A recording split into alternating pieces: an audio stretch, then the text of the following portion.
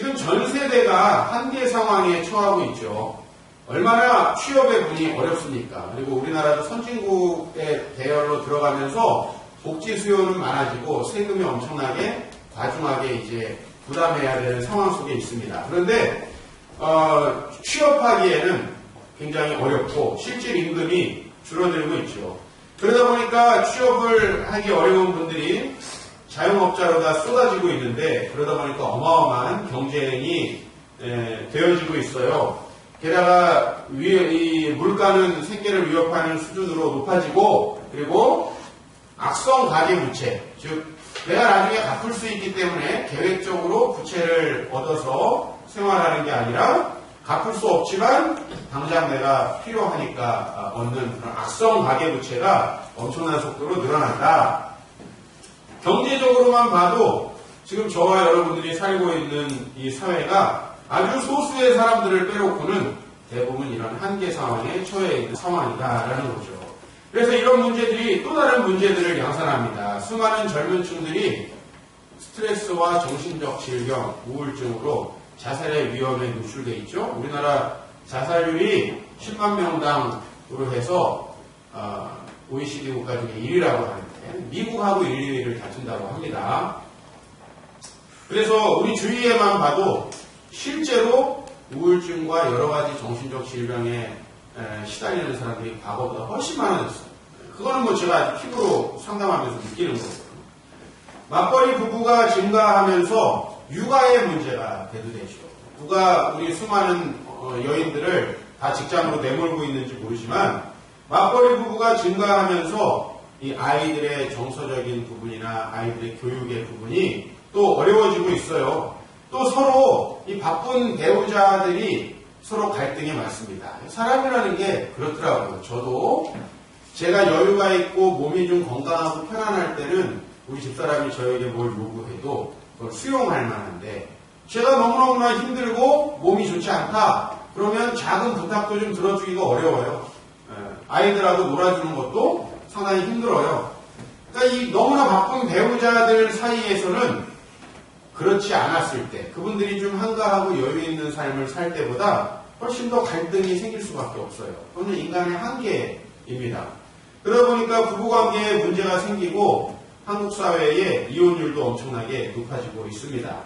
자, 이 사회가 이렇다면 이것이 우리와는 상관이 없느냐? 그렇지 않죠. 이 사회가 살기 힘들어지면 믿는 자들에게도 마찬가지 여러 가지 어려움이 가중됩니다. 실제로 저희 교회는 그렇지 않은데 최근 몇 년 사이에 굉장히 이 사회가 경제적으로 어려워졌죠. 경제 위기가 좀 닥치면서 많은 교회들이 예산이 많이 줄었다고 해요. 그러다 보면 선교하는데 상당히 어려움을 겪는다고 하죠. 기본적으로 교회에서 필요한 운영비라는 게 있고 필요한 예산들이 있는데 당장 그런 예산들을 충당할 수가 없으니까 예산이 줄어드는 상황 속에서 상당히 교육이나 선교 쪽의 예산들이 줄어들 수밖에 없다라는 다른 교회의 여러 어려움들을 제가 토로하는 것을 봤어요. 이러다 보니까 이런 어려움들이 교회에도 상당히 미치고 있는 거 아니냐, 교회 성도들에게도 이런 어려운 상황들이 미치고 있는 거 아니냐라는 생각을 할 수 있습니다. 제가 지지난주에 이제 제가 지금 공부하고 있는 과정에서 이제 일주일 또 인텐시브 코스로 세미나를 했는데 위기 목회라는 제목이었어요. 위기 목회가 뭐냐면 성도들이 겪는 수십 가지 종류의 위기가 있어요. 그렇죠? 그 종류 제가 일일이 말 안 하겠습니다. 성도들의 가정에 있는 수많은 위기들을 목회자들이 어떻게 다루고 또 그 문제를 해결해야 되느냐 이런 종류의 세미나를 제가 일주일 내내 하고 왔어요. 그 세미나를 참석하면서 성도들이 참 이런 상황에 처해 있구나라고 하는 걸 또다시 한번 느끼게 됐고요. 우리 교회에서 또 많이 없는 그런 상황들이 있죠. 거기 보면 이제 그 챕터 중에 하나가 배우자의 사별. 이건 이제 우리 교회에서 저는 현재까지는 겪지 못했는데 이런 문제부터 시작해서 뭐 우울증, 스트레스부터 시작해서 배우자의 외도의 문제, 또 여러 가지 경제적인 어려움의 문제, 그리고 부부의 갈등 이런 여러 가지 문제들을 우리가 실제로 겪고 있어요. 이 사회에서. 그랬을 때 우리는 그 상황들을 한계 상황이라고 그렇게 이야기할 수 있겠죠. 어떻습니까? 이 사회가 엄청난 경쟁으로 치닫고 있는 것은 여러분이 잘 아시겠죠. 혹시 정권이 바뀌면 좀 나아질까? 라고 생각할 수도 있을 것 같은데 아마 크게 달라지는 건 없을 것 같아요. 엄청난 경쟁의 폭풍이 전 세계적으로 몰아닥쳐요. 우리나라만 경쟁 안 하고 우리나라 기업을 보호할 수가 없는 상황이죠. 그렇죠? 우리나라만 따로 세계에서 다 무역으로 문을 두드리는데 우리나라에 여러분 아시겠지만 자연자원이나 이런 걸로 관광업으로 우리나라가 먹고 사는 게 아니고 우리나라는 대부분이 무역으로 먹고 살잖아요. 그러니까 우리가 물건을 팔려면 그걸 사줘야 됩니다. 그러다 보니까 수많은 시장을 개방해야 되고 우리나라의 여러 농민부터 축산업 여러 종류의 자영업의 또 중소기업들이 어려움을 겪는 것도 사실이에요. 이런 경쟁 사회에서 우리는 너무나 자연스럽게 어렸을 때부터 경쟁을 강요받고 있고 또 우리는 우리 아이들에게 경쟁에서 이길 것을 주문하기 위해서 많은 교육비를 쏟아붓고 있는 거예요. 이런 상황 속에 우리는 두 가지 문제의 신앙인으로서의 한계에 부딪히는 것 같습니다. 첫 번째로는 우리 능력의 한계죠. 능력의 한계. 내가 도대체 이 사회 속에서 성공하고 이 사회 속에서 건강하게 살아가기에 내 능력이 턱없이 부족하구나 라는 것을 우리가 절감하게 되죠. 어렸을 때야 그런 부담을 많이 못 느끼겠지만 이번 주에도 우리 교회에서 이제 두 분이 새로 아빠가 됐죠. 한 분에게는 아이가 하나 추가됐어요. 이것이 상당히 큰 부담이겠죠. 여러분이 또 앞으로 결혼을 앞두고 있는데 뭐 결혼해서 좋겠다라고 하지만 결혼을 하는 순간에 부모님이 두 분이 더 생깁니다. 그렇죠? 부모님이 두 분이 더 생겨요. 이게 얼마나 큰 부담이에요. 또 가족이 확대되죠. 그리고 여러분이 결혼을 하는 순간 그동안에 부모님이 해줬던 모든 일들을 여러분들이 감당하셔야 합니다. 사실 우리가 나이를 먹는다는 건 많은 한계들에 우리가 부딪힐 수밖에 없다라고 하는 것을 보여주죠. 여러분 어때요? 우리 교회에 지금 천진난만하게 돌아다니고 지금 교육관에서 우리 예배드리고 있는 아이들을 보면 참 좋겠다는 생각이 들죠. 그죠? 이 아이들에게는 어떤 부담이 지금 없어요. 그러나 여러분들이 직장에 들어가고 결혼을 하고 취업을 하고 또 출산을 하고 이제 이 사회 속에서 치열한 경쟁 속에서 살아가다 보면 여러분의 여러 가지 한계 중에 능력의 한계에 부딪히게 될 거예요. 게다가 여러분 주일날 교회에 오면 하나님 나라의 윤리를 배웁니다. 하나님의 백성은 이렇게 살아야 합니다. 이런 하나님 나라의 윤리를 배워요. 그러나 여러분들은 또 삶의 현실 속에서 내가 하나님 나라의 백성으로 살아가기에 턱없이 부족한 사람이구나 라고 하는 우리의 하나님 나라의 윤리를 지킬 수 없는 윤리의 한계에 절감을 해요. 저희에게는 지금 두 가지 문제가 있다고 봐요. 하나는 능력의 한계이고 다른 하나는 우리의 윤리의 한계예요. 이 세상에 수많은 사람들이 경쟁을 하다 보니까 선진국 사회로 갈수록 정신적인 스트레스가 더 커져가고 그 경쟁에서 살아남기 위해서 수많은 스트레스를 감내하지 못한 사람들이 술과 마약과 쾌락, 게임, 성과 도박 같은 데에 중독되고 있어요. 이것은 이 스트레스를 어떤 방면으로 풀어야 되는데 저와 여러분들처럼 하나님께 나와서 기도로 푼다. 여러분에게 나이가 들면서 점점 중요한 결정들이 생기죠. 어렸을 때야 장난감 이거 고를 거냐 저거 고를 거냐 그게 우리의 선택이었지만 우리가 나이가 먹으면 내 인생을 어떻게 살아갈 거냐 라고 하는 아주 거대한 문제에 부딪히는데 우리는 그럴 때 심각한 한계에 부딪히게 됩니다. 그러므로 여러분 우리는 너무나 쉽게 이 세상의 방법으로 우리의 스트레스와 우리의 문제들을 풀게 되지 않는가. 그런 것이 무엇입니까? 우리의 한계와 우리의 스트레스를 푸는 방법은요. 세상 사람들 술로 풀죠. 성으로 풀죠. 도박으로 풀죠. 게임으로 풀죠. 심지어는 이제 이런 것들이 중독된 사람들은 마약에까지 중독됩니다. 우리 주변 사람들이 다 그렇게 살고 있어요. 우리가 그렇게 하지 않기 매우 어려운 시대에 살고 있다는 겁니다. 여러분은 하나님의 백성입니다. 믿으십니까? 네. 동시에 우리는 세상의 법칙이 지배하는 사회에 살고 있어요. 하나님의 백성인데 우리 주변에 있는 사람들은 전부 다 술과 성과 도박과 게임과 마약과 세상의 방법으로 자신들의 문제를 해결하는 사회 속에 살고 있어요. 그 속에서 여러분들은 그분들과 경쟁해야 되고 거기에서 우리는 능력의 한계를 체험하고 더더욱이나 우리 주일날 교회에 나오면 여러분의 윤리적인 한계를 체험합니다. 아마 요한계시록 말씀을 6개월 동안 들으면서 여러분 자신이 얼마나 윤리적으로 부족한가를 절감했을 거예요. 하나님의 백성으로서 내가 이 땅에서 하나님의 말씀을 지키며 살아간다는 게 얼마나 인내와 많은 참음을 요구하는가 하는 것도 생각했을 거예요. 그러나 때때로 우리는 그것을 할 수 없는 우리 자신에게 실망하고 절망할 수밖에 없습니다. 바로 이것이 성경에서 아주 흔히 발견할 수 있는 상황이에요. 오늘 20장 1절 말씀을 보면 20장 1절 말씀에 아브라함이 거기서 네게브 땅으로 옮겨갔다라고 되어 있어요. 이사를 간 겁니다. 이사. 자, 여러분 우리는 이제 이 말씀에 숨겨져 있는 의미들을 좀 풀어야 돼요. 아브라함이 이렇게 오늘 어디로 이주를 하게 되었다라는 말씀으로 이 말씀이 시작을 하는데 과연 이것이 무슨 의미인가? 12장으로 한번 가봐서 12장 10절 말씀을 같이 읽도록 하겠습니다. 그 땅에 기근이 늘었으므로 아브라함이 애굽에 거류하려고 그리로 내려갔으니 이는 그 땅에 기근이 심하였습니다. 아멘.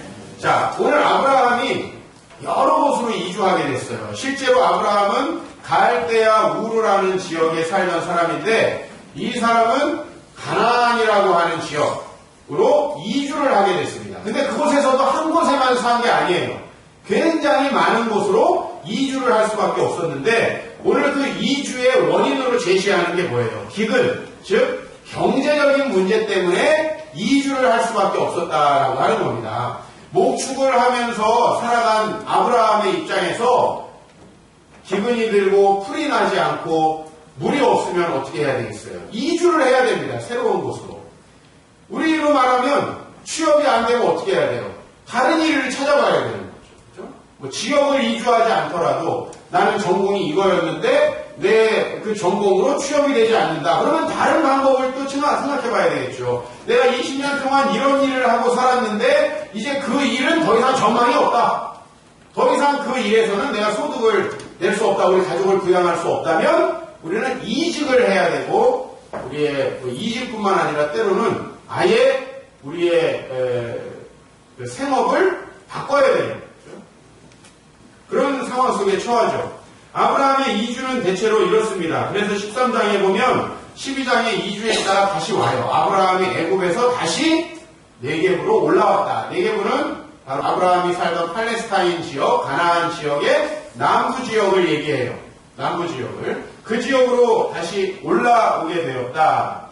자, 그럼 보십시다. 아브라함이 여러 이유로 이주를 했어요. 이것은 바로 아브라함이 자신의 능력의 한계로 극복할 수 없는 부분이에요. 비가 안 오면 어떡하겠습니까?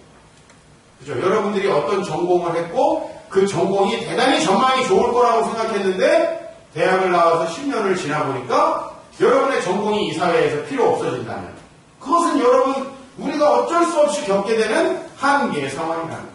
이 시대의 많은 목회자들이 동일한 어려움을 겪고 있어요. 한국교회가 부흥하지 않는 상황. 교인들이 다 시니컬해져 버리고 더 이상 목회자를 신뢰하지 않는 상황. 이 시대의 교회들도 마찬가지로 한계 상황에 접해 있는 거예요. 전 국가적인 통계를 보면 1995년 이후로 한국교회는 해마다 조금씩 성도가 줄어들고 있어요. 1995년. 근데 제가 1995년에 처음으로 전도사 생활을 시작했을 때 난 왜 이런가요? 제가 시작한 그 해부터 저 때문인가? 그런 생각도 가끔 해봤어요. 왜 내가 시작하자마자 이렇게 됐을까? 95년부터 하여튼 공교롭게 줄어들기 시작했고요. 급격하게 줄어든 나이 또래가 지금의 28세에서 42세라고 합니다. 이게 딱 우리 교회에 많은 분들이 해당하는 나이예요. 28세에서 45세 사이에 100만 명 정도 성도가 줄어들었다고 해요. 그러니까 이것은 현대 저 같은 젊은 목회자들에게는 심각한 도전이에요. 여러분들을 말하면 여러분이 이렇게 아이들을 교육시키는 사업을 했는데 갑자기 출산율이 엄청 저하돼가지고 애들이 학원에 올 사람이 없어지는 거나 같잖아요. 여러 가지 한계 상황에 우리는 부딪힐 수밖에 없어요. 아브라함에게 있는 기근, 대부분 아브라함은 그런 경제적인 이유 때문에 여기저기로 옮겨 다녔어요. 자, 그렇다면 그 옮겨 다닐 때 어떤 문제가 생깁니까? 아브라함은 새로운 문화에 적응해야 돼요. 우리 과거에 먹고 사는 문제가 해결 안 돼서 독일이나 미국이나 여러 나라들로 이민 가셨던 분들, 얼마나 그 다른 문화에 적응하느라 힘이 드셨겠어요. 아브라함 마찬가지예요. 아브라함은 하나님의 백성인데 하나님의 백성으로서 살아갈 수 있는 게 아니에요. 왜? 그 지역의 문화는 그렇지 않은 거예요. 오늘 그런 문화와의 충돌, 자기의 능력이 부족하고 인생의 한계에 다다라서 경제적인 문제가 있기 때문에 이주를 했어요. 오늘 20장 1절에도 이주를 했어요. 그랄이라는 곳으로 이주를 했어요. 근데 그 그랄이라는 곳에 뿐만 아니라 그곳에 있는 문화는 어떤 문화였느냐? 바로 얼마든지 아내를 남자가 많이 취할 수 있는 문화였어요. 아브라함은 그렇지 않았지만 나는 안 그런데 하면 뭐예요? 새로 자기가 이주한 지역은 추장이 왕이잖아요. 대빵이잖아요. 이 아비멜렉이라고 하는 사람은 추장입니다. 그래서 아브라함은 아내에게 매우 비굴한 말을 하게 돼요. 20장 13절을 보면 하나님이 나를 내 아버지 집을 떠나 두루 다니게 하실 때 내가 아내에게 말하기를 이후로 우리의 가는 곳마다 그대는 나를 그대의 오남이라 하라 얘기했습니다. 이것이 그대가 내게 베풀 은혜라 하였었노라. 여러분이 어디 가는데 나 남편이라고 하지 마라. 나 잘못 죽는다. 지금 이런 얘기를 할 수밖에 없는 거예요. 왜? 그게 그 땅의 문화예요. 아니 당신 자존심도 없어? 날 지켜줄 능력도 없어? 없어. 없는 거예요. 없어요. 아, 왜 당신은 그렇게 못해? 못해. 이렇게 얘기할 수밖에 없는 상황. 그리고 이렇게 얘기합니다. 당신 나를 오빠라고 해. 그게 당신이 내게 베풀어줄 은혜야. 이렇게 얘기해요. 아브라함이 이주할 수밖에 없었고 아브라함은 그곳의 문화에 부딪힐 수밖에 없었죠. 여러분들이 어떤 사업을 시작한다. 그러면 주변에 경쟁하는 많은 분들이 여러분을 음해하고 모함할 수도 있고 그들은 불법적인 방법으로 여러 가지 영업을 할 수도 있어요. 또 여러분의 사업을 방해할 수도 있습니다. 아브라함은 지금 어쩔 수 없이 경제적인 문제 때문에 이주를 했지만 그곳에 있는 사람들은 이게 마음에 든다. 그러면 그 추장은 다 자기 아내를 삼을 수 있는 그런 문화예요. 그리고 저놈이 남편이야? 그럼 죽여버리는 거예요. 그러니까 우리 사실 서로 오누이 사이라고 해도 거짓말은 아니다. 왜냐면은 이 아브라함과 사라는 서로 친척 관계예요. 그러니까 원래는 사촌 오빠 뭐 이런 거였다. 그러니까 야 오빠라고 해도 거짓말은 아니지 않느냐. 제발 그렇게 해달라. 나도 너를 누이라 하겠다. 이렇게 해서 남매지간으로 다닐 수밖에 없었던 거예요. 지금도 여러분 사우디아라비아에 가면 아내를 4가지 법적으로 둘 수 있어요. 남자들 파라다이스. 법적으로 가능해요. 4명까지. 그래서 한 집에 아내가 4명씩 사는 이런 경우도 많이 있다고 합니다. 여러분 그러면 이 시계바늘을 거꾸로 4,000년을 거꾸로 돌린다면 그때야말로 정말 법이 있어요. 뭐가 있어요. 이게 하나님의 백성인 아브라함이 살아갈 수밖에 없는 현실이었나요? 그것도 삶의 현실이었어요. 여러분이 이런 세상에 살고 싶지 않아도 어쩔 수가 없어요. 우리 이런 세상에 살 수밖에 없는 거죠. 그렇죠? 정말 여러분은 명품 안 들고 다니고 싶어도 다 명품을 들고 다니고 여러분 외제차를 안 타고 싶어도 다 타기 때문에 뭔가 그걸 하기 위해서 나도 뭔가 도둑질을 해야 될 것 같고 뭔가 욕심을 부려야 될 것 같고 뭔가 이웃을 돌보기보다는 나만 생각해야 될 것 같은 그런 욕망이 가득한 도시 그런 강남에 살고 있는 거죠. 그것이 바로 우리의 삶에 처한 현실이라고 하는 겁니다. 그러므로 아브라함은 자기의 능력으로 자기의 가족을 지킬 수 없었어요. 그런 한계의 상황에 있었던 거예요. 그럼 우리 가장으로서 절박한 게 무엇입니까? 내가 내 가족을 먹여 살리고 지킬 수 있는 내가 내 자녀들에게 행복을 보장해 줄 수 있는 여러분 때로 아마 많은 가장들이 밤중에 잠을 못 이룰 겁니다. 내가 과연 그럴 수 있느냐? 우리 아이들이 성장했을 때 나는 그 아이들에게 필요한 것들을 공급해 줄 수 있는 아빠가 될 수 있겠는가? 나는 이미 사양산업에 접어든 업종을 선택했고 이제 배운 게 그거밖에 없어서 딴 거 할 게 없는데, 그렇죠? 이런 상황에서 우리는 어떻게 해야 되냐? 게다가 아브라함은 자기 아내도 지킬 수 없고 자기 아내를 다른 추장의 아내로 주어야 하는, 참 아브라함을 욕할 수 없을 것 같아요. 정말 어쩔 수 없는 그런 상황. 우리 자매님들은 아마 그래도 아내를 지켜야지요, 싸우더라도 이렇게 얘기할 수 있을지 모르겠는데, 우리가 아브라함에게 돌을 던지기 전에 아브라함의 이런 이 한계 상황, 이것들을 우리가 생각해 본다면 아브라함의 인생이야말로 정말 잠 못 이루는 날들이 많았겠구나라는 생각을 합니다. 오늘 본문은 이제 그 아브라함의 아내가 드디어 아비멜렉이라는 사람의 아내와 첫날 밤을 갖게 되는 그 장면을 본문으로 시작하고 있습니다. 그러나 하나님께서는 그러한 하나님의 백성을 그냥 내버려 두시지 않습니다. 지금까지 제가 설교한 것만 쭉 해놓고 마치면 정말 어쩌란 말이냐, 이런 설교가 되겠죠. 그러나 오늘 본문에는 하나님께서 이 문제를 어떻게 해결해 주셨는지가 나옵니다. 여러분들의 문제도 하나님께서 해결해 주시리라 믿고 제가 그 말씀을 증거하려고 하는 것입니다. 먼저 하나님께서 아브라함에게 꿈으로 현몽하셨습니다. 20장 3절에 보면 그 밤에 하나님이 아브라함에게 현몽하시고 그에게 이르시되 내가 데려간 그 여인으로 말미암아 내가 죽으리니 그는 남편이 있는 여자입니다. 자, 무슨 아비멜렉이 엄청나게 영성이 있어가지고 그날 밤에 기도를 하다가 하나님의 응답을 받은 건 아니겠죠. 아비멜렉은 하나님을 믿는 사람이 아닙니다. 그러면 하나님이 어떻게 이 사람의 마음을 바꿨느냐? 이것은 저의 상상인데 사람들마다 어떤 느낌과 어떤 자기의 감이라는 게 있죠. 이 아비멜렉이라고 하는 사람이 사라를 데려다가 아내를 삼으려고 하는데 감이 안 좋은 거예요. 이상하게 이 여자 누구의 아내인 것 같고 이 여자 건드렸다가는 좀 안 좋을 것 같아요. 안 그래요, 여러분? 여러분 불량배들이 여러분을 딱 만났는데 왠지 이런 패를 주구나, 이런 이거 시계 뺏어가지고는 안 좋을 것 같아. 야, 에이, 너 그냥 가. 뭐 이런 셈이에요 지금. 네? 여러분들은 딱 사기치려고 사기꾼들이 피싱했어, 당했어. 우리가 당했는데 왠지 이 사람 자금 빼먹으면은 죄받을 것 같아. 그런 느낌이 있잖아요, 사람에는. 하나님이 그런 감을 아주 불길하게 하신 거예요. 그날 밤에 이 아비멜렉에게. 그래서 이 아비멜렉에게 야, 너 그 사람을 건드리면 지명에 못 죽는다 라고 하는 이상한 생각을 하게 하는 거죠. 저는 그래요.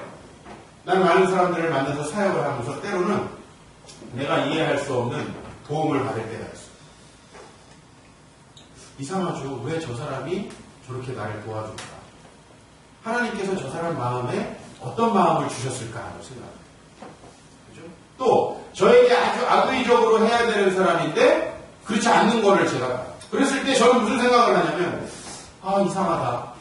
하나님께서 뭔가 어떤 감을 주셨길래 저 사람이 원래 나를 해야 되는 사람인데 나를 해야지 않는가 라는 생각을 할 때가 있어요. 하나님의 그 도우심이 있는 겁니다. 분명히 아브라함은 자기 힘으로 자기 아내를 지켜줄 수 없었어요. 자기 능력으로 자기 가족을 부양할 수 없었어요. 이렇게 자기 아내를 빼앗길 줄 알면서도 그날에 간 겁니다. 사실. 왜냐하면요, 12장에 가면 애굽에서도 이주했다가 아내를 빼앗길 걸 했거든요. 12장. 그러니까 이 지역은 그런 문화들이 성행해 있는 거예요. 그렇다면 정말 아브라함은 불가피하게 그 지역에 갔다는 거죠. 여러분들이 불가피하게 어떤 직장에 들어가야 하고 불가피하게 어떤 일을 해야만 하죠. 우리 교회 성도님들 중에서도 불가피하게 주일날 출근할지도 모르는 직장에 가시고 불가피하게 여러분 조금 내가 별로 하고 싶지 않은 사업을 또 해야 될 때가 있죠. 그런데 그런 일이 있을 때 하나님이 도우신다라는 거죠. 우리가 하나님의 백성이고 하나님께 기도하며 하나님께 의지하고 있다면 하나님께서 이렇게 아비멜렉의 마음을 바꿔주신다는 거죠. 이방 땅에서 하나님의 백성으로 살아가려는 이 아브라함의 처절한 몸부림을 하나님께서는 그냥 버려두시지 않는다. 할렐루야. 저는 그런 은총이 여러분에게 있기를 축복합니다. 그리고 여러분, 이 아비멜렉은 돈이 아주 많은 추장이었어요. 그러니까 이 아비멜렉은 이제 이 사라가 남편이 있는 사람이라는 걸 알게 됐어요. 물어봤겠죠. 나 기분이 안 좋다. 당신 혹시 아브라함하고 부부 아니냐? 실토를 했죠. 사실 그런데 우리 남편과 내가 혹시 이런 일로 피해를 당할까봐 우리가 그랬다. 그죠? 그렇게 얘기를 한 거예요. 그랬더니 양과 소와 종들과 땅과 은 1000개를 주어서 그 일을 해야지 않게 되는 거예요. 이런 게 있잖아요. 아, 내가 저 사람 해야 하면 안 되겠구나. 오늘 여기 본문에 보면 뭐라고 되어 있냐면 하나님께서 아비멜렉에게 이렇게 얘기를 해요. 이게 실제로 뭐 그렇다라고 들려준 건 아니겠지만 아브라함의 마음에, 아비멜렉의 마음에 이런 생각이 드는 거예요. 그는 선지자라. 그가 너를 위하여 기도하리니 만약에 너가 그 사람을 돌려보내주면 살겠지만 그렇지 않으면 다 죽을 것이다 라고 하는 희한한 느낌이 드는 거죠. 그 사람 도와줘야 된다. 아비멜렉이 다음날 일어나서 모든 종들을 불러 모읍니다. 그리고 아브라함을 불러요. 당신 나 죽이려고 그러느냐? 응? 왜 이 사람 당신 아내라고 얘기를 안 했냐? 그리고 내가 잘못한 것 같으니까 내가 상당히 기분이 안 좋다. 좀 액땜을 하고 싶다. 세상을. 그래서 뭘 했습니까? 오늘 20장 14절에서 16절 보면 아비멜렉이 양과 소와 종들을 이끌어 아브라함에게 주었다. 그죠? 아브라함은 경제적인 어려움이 있어서 이주했다고 제가 말씀드렸어요. 그 문제를 해결해 주시는 거죠. 게다가 그의 아내 사례도 그에게 돌려보냈다. 그죠? 그 다음에 아브라함에게 이르되 여기 땅이 많으니까 당신이 거주하고 싶은데 거주해라. 그렇죠? 왜냐하면 목축을 하는 사람들 많이 땅이 필요합니다. 그리고 사라에게 이르되 은 1000개를 내 오라비에게 주어서 그것으로 너와 함께한 여러 사람 앞에서 수치를 가리게 하였노니 내 일이 다 해결되었느니라. 그러니까 내가 당신을 욕보일 뻔했기 때문에 그 수치를 해결하고 좀 액땜을 하기 위해서 은 1000개를 주었다. 굉장히 큰 액수입니다. 그리고 하나님은 정말 아브라함의 기도를 들어주셨어요. 그의 권위를 높여주셨어요. 17절부터 보면 아브라함은 원래 어떤 사람이에요? 아비멜렉에게 거짓말을 해서 겨우 목숨을 부지하려고 했던 사람이에요. 그렇죠? 이거 우리 아내 아닙니다. 라고 거짓말을 해서 여러분 때로 그렇잖아요. 세상 사람들 만나가지고 그 앞에서 그 사람이 아주 잘못한 사람인데도 불구하고 아유 잘하시네요. 아유 훌륭하십니다. 왜 우리 이렇게 칭찬해 줄 수밖에 없어요? 왜? 그분이 갑이니까. 응? 그분이 나의 영업을 해줘야 되니까.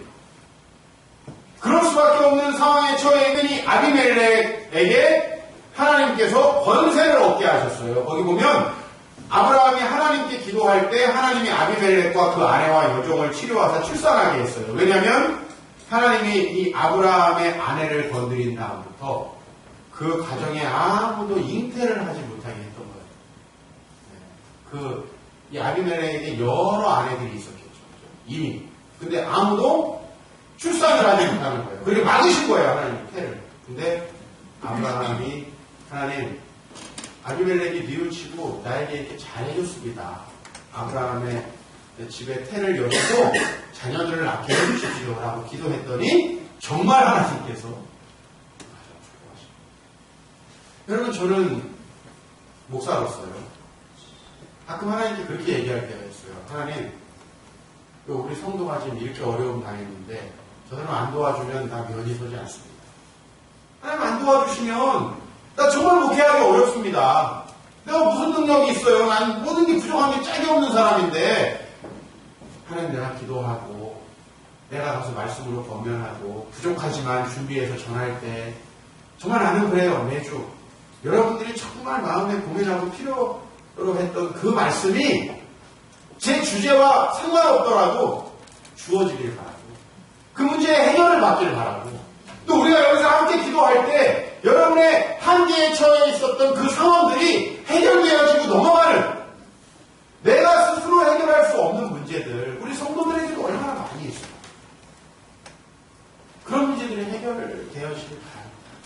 여러분의 인생 절대 혼자서 살아갈 수 없어요.